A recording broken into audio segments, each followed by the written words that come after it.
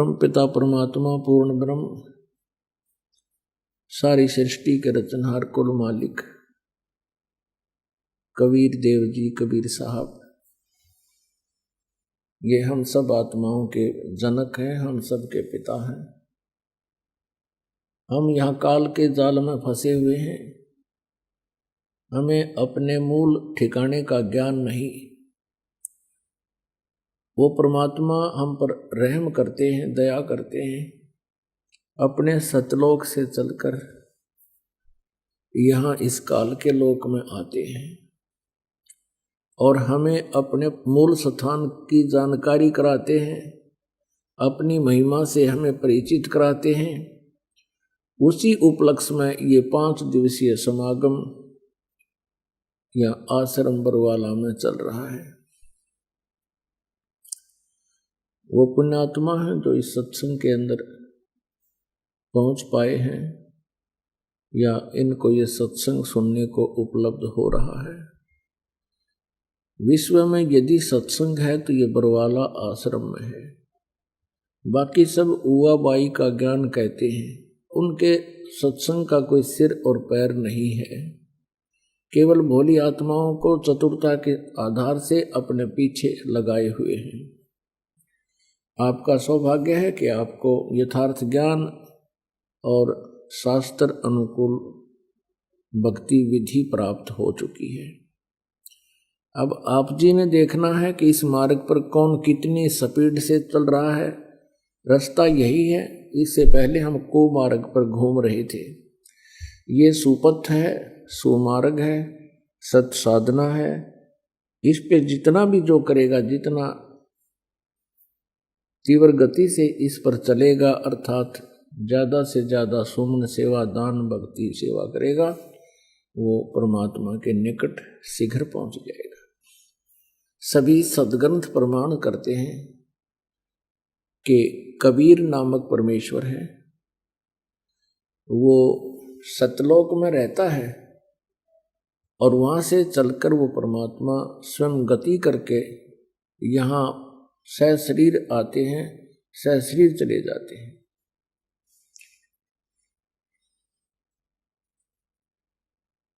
पुण्यात्मा, पवित्र चारों वेद और परमेश्वर के द्वारा दिया गया वो सूक्ष्म वेद, पवित्र श्रीमद् भगवत गीता, ये स्पष्ट करते हैं कि वो परमेश्वर पूर्ण ब्रह्म जो है, उसी की पूजा करनी चाहिए, उसी से मोक्ष होगा। वही हम सबका स्वामी है, वही पाप नाशक है, वही इष्ट रूप में पूज्य है। पुण्यात्माओं, आज 4था दिन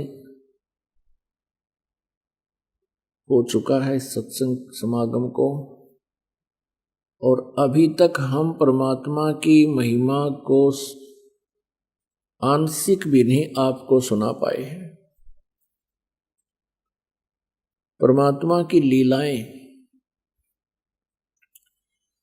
परमेश्वर की लीलाएं जो हैं वो आज आपको सुनाएंगे। वैसे तो ये भी लीलाएं थी, लेकिन कलयुग के अंदर परमात्मा ने और अन्य कौन कौन सी लीलाएं की जो भगवान किया करता है। पुण्यात्माओं, हमने श्री राम, श्री कृष्ण जी, श्री विष्णु जी, श्री राम कहो, श्री विष्णु जी कहो, चाहे श्री कृष्ण जी कहो, और भगवान शंकर जी और अन्य देवी देवताओं को जो हम मानते थे, वो किस आधार से हमने माना? लोक वेद के आधार से और कुछ उनकी लीलाओं के आधार से। जैसे परमात्मा की तुलना सदग्रंथों से की जाती है, सदग्रंथों से ही उसकी जानकारी होती है, और तुलनात्मक तरीके से जब इन भगवानों को हम इनकी तुलना करेंगे आपस में, तो तब निर्णय होगा। जैसे हम सुनते थे कि भगवान श्री कृष्ण जी ने सुदामा जी के 2 मुट्ठी बुने हुए चावल खाकर एक सुंदर महल बना दिया और उसको धन दे दिया। उसका गुजारा उस जीवन का खूब हो गया। पुण्यात्माओं, ये देखने की बात है कि जैसे सुदामा जी ब्राह्मण थे और अति दारिद्र थे, निर्धन थे कतई,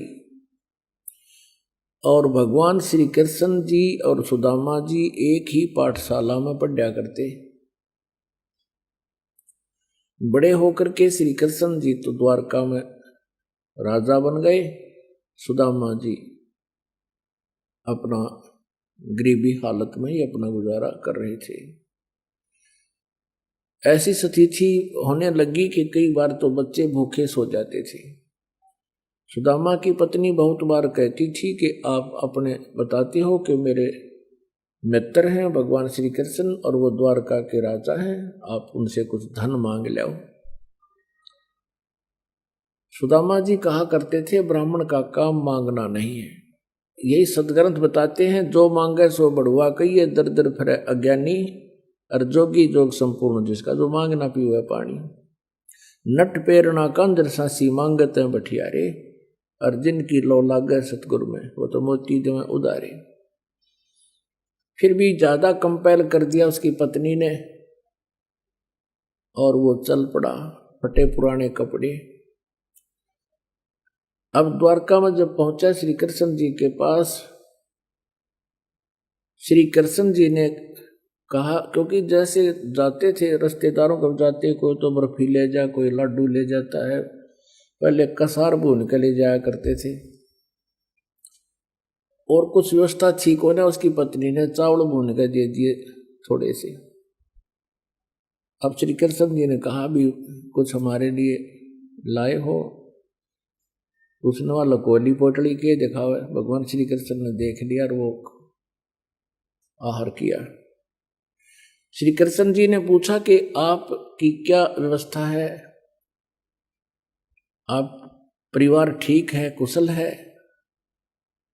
तो सुदामा जी कहने लगे भगवान आपकी कृपा से कोई कमी नहीं किसी वस्तु की। अब उधर से श्री कृष्ण जी ने देख लिया फटे पुराने कपड़े, वो जान गए थे गड़बड़ हो रही है सारी, पर यो महान आत्मा है, ये कुछ नहीं कहेगा। उधर से पीछे से श्री कृष्ण जी ने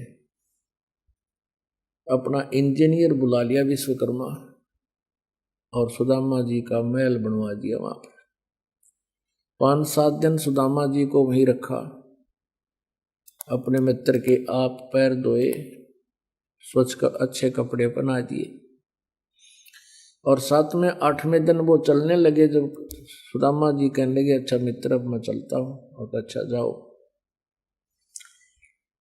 अब रास्ते में आके सुदामा जी का थोड़ा दोष आ गया था कि वह देख लिया मित्र, मेरी स्थिति को वो नहीं देख सका, मेरी क्या हालत हो रही है, और मेरे से पूछा है और कुशल है, क्या उसको नहीं दिखाई दे था?